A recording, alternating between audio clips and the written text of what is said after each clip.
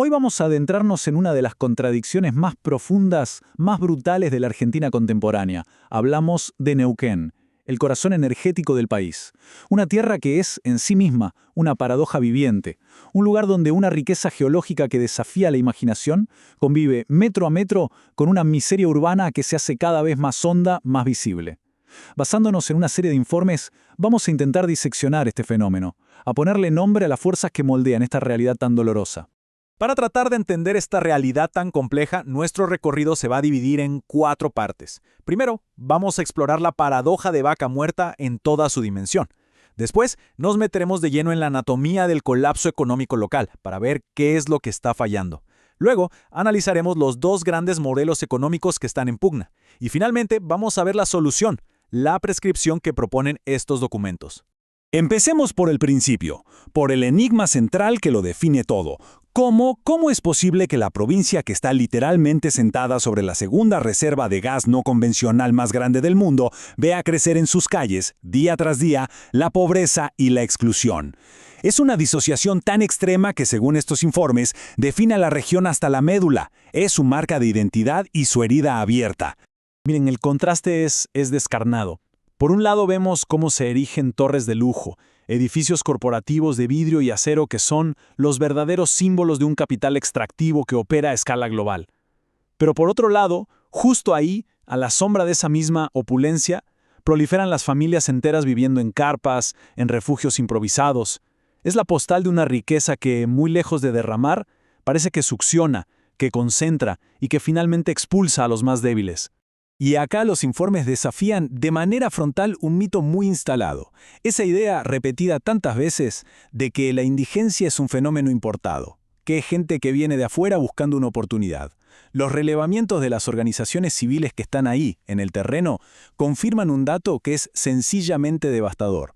Más del 80% de las personas en situación de calle son ciudadanos neuquinos de origen. No son migrantes. Es gente de la provincia, nacida y criada ahí, que ha sido desplazada por el propio sistema económico que se construyó a su alrededor. En este contexto tan duro, emerge una nueva categoría social, casi una figura trágica que es central de esta crisis: el trabajador pobre.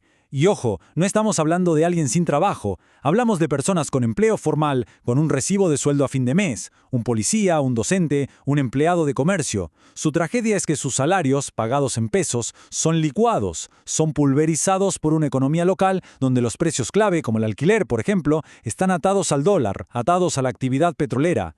El resultado es demoledor. Es gente que trabaja todos los días, que cumple un horario, pero que no puede pagar un techo, y termina, literalmente, viviendo en la calle. Bueno, ahora pasemos a analizar un poco las fuerzas económicas que, según estos documentos, están provocando este colapso social y comercial. Porque no se trata de una simple recesión. Lo que los analistas describen es algo mucho más parecido a una tormenta perfecta, una combinación letal de factores que se retroalimentan. El primer factor que se señala es la política de paridad de exportación. A ver, para que se entienda bien, esto significa que la pequeña empresa, la panadería del barrio en Neuquén, paga por el gas que se extrae debajo de sus pies al mismo precio que lo pagaría un comprador en Alemania. Un precio que está condicionado por la volatilidad global, por los conflictos geopolíticos que pasan a miles de kilómetros. En la práctica, como argumentan los informes, lo que se está haciendo es importar la inflación de una guerra en otro continente directamente a la factura de luz y de gas del comerciante local. Una locura. El segundo factor es un fenómeno global, pero con un impacto local que es devastador, lo que los informes llaman el efecto Temu/Shein. El poder de compra de la gente está tan destruido que obliga al ciudadano a buscar precios más bajos en donde sea, y los encuentra en estas plataformas de e-commerce asiáticas. Pero según el análisis, cada clic que se hace en estas aplicaciones es una transferencia de divisas a fábricas en el exterior. Se pagan salarios e impuestos allá y se rompe toda la cadena de valor local. Es en esencia, y usando las mismas palabras de los informes, importar desocupación.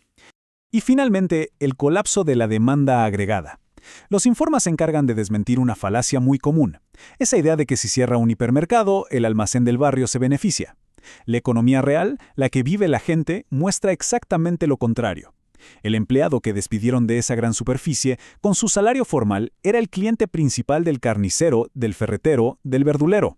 Al desaparecer ese ingreso, el pequeño comercio no gana un cliente, pierde el poder de compra histórico de toda una comunidad. Se corta la circulación del dinero. Esta crisis, según dejan bien claro los informes, no es un accidente. No es producto del azar. Es el resultado completamente previsible de una decisión. Y esto nos lleva al núcleo del debate, a una elección fundamental entre dos modelos totalmente opuestos sobre cómo se debe administrar la riqueza energética. Los documentos describen algo que llaman un falso consenso. Argumentan que, más allá de las diferencias en el discurso, la mayoría de las fuerzas políticas, de un lado y del otro, operan bajo la misma matriz extractivista. Da igual si es con libre mercado absoluto o con subsidios del Estado para pagar tarifas altas. El modelo de fondo no se cuestiona. La energía es un commodity, una mercancía para exportar, que se ata al precio internacional, y punto. Y frente a ese consenso, los informes proponen un modelo alternativo que es radicalmente diferente: la tarifa de costo soberano. La idea es simple, pero es contundente. La energía que se consume en el mercado interno no tiene por qué pagarse a precio de especulación internacional. Debe pagarse a lo que realmente cuesta extraerla acá, en el país, más un margen de ganancia que sea razonable. Es la diferencia, dicen, entre un costo real de, por dar un ejemplo, $3 y un precio de mercado de 10. La diferencia es abismal. Y esto nos lleva entonces a la última sección, la propuesta concreta. ¿Cómo se implementa este cambio de paradigma? Bueno, los informes detallan un plan muy claro de reestructuración económica, que está basado en varios pilares que dependen uno del otro. El plan que se propone se basa en 4 pilares fundamentales. Primero, aplicar la tarifa de costo soberano para reducir drásticamente los costos fijos de las pymes y de las familias.